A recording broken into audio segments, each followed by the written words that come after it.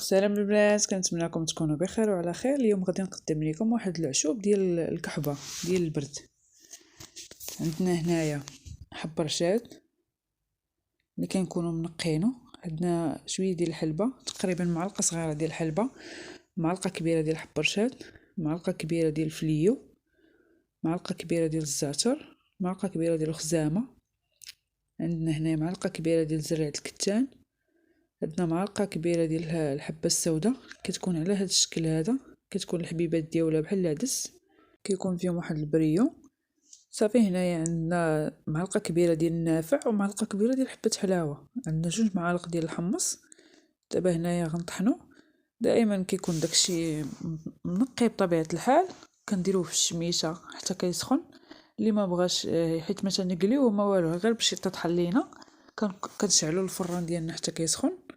صافي كنحطو فيه ديك الصينيه، صافي على ما غير باش يسخن لينا على حساب باش يتطحن لينا مزيان.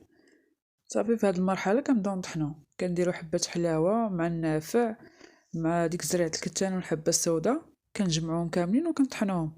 كنكونوا هنايا دايرين شي طبسيل ولا شي اناء، كنحطوا فيه داك الغربال الرقيق اللي كيكون رقيق ديال النيلو باش كنغربلو بيه هادشي. صافي دابا كنخويو الماكينه باش كنعاودو نطحنو شي الاخر اللي بقى لينا، الخزامه والفليو والزعتر كنطحنوهم. الحمص غنخليه هو الاخر، والحلبه، حب رشاد، فليو والخزامه والزعتر كنطحنوهم مزيان.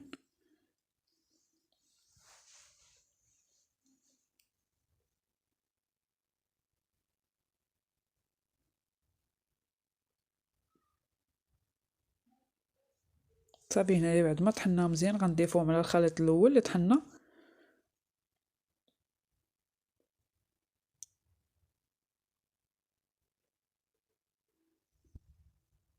دابا غنطحنوا داكشي اللي بقى لينا. هنايا عندنا الزعتر والفليو والخزامه،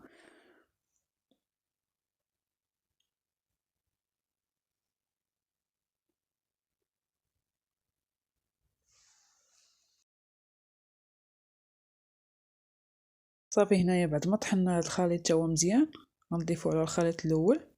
صافي وغنبداو نغربلو فيه، والا بقات لينا شي حاجه كنعاودو نطحنوها. صافي هنايا كنبداو نغربلو فيهم حيت حنا بغينا غير البودره ديالهم. الا بقاو لينا شي حبيبات كنعاودو مازال نطحنوهم وكنعاودو نغربلوهم.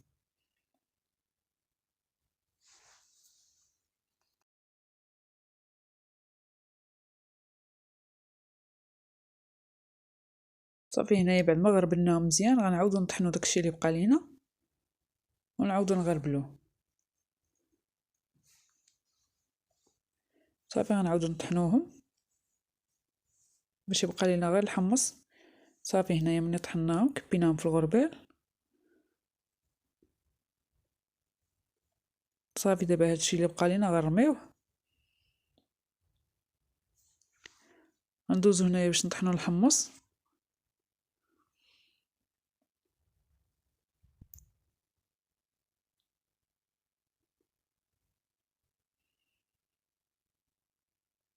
هنايا بعد ما طحنا الحمص ديالنا كنطحنوه حتى كيولي لنا بودره، غنغربلوه حتى هو.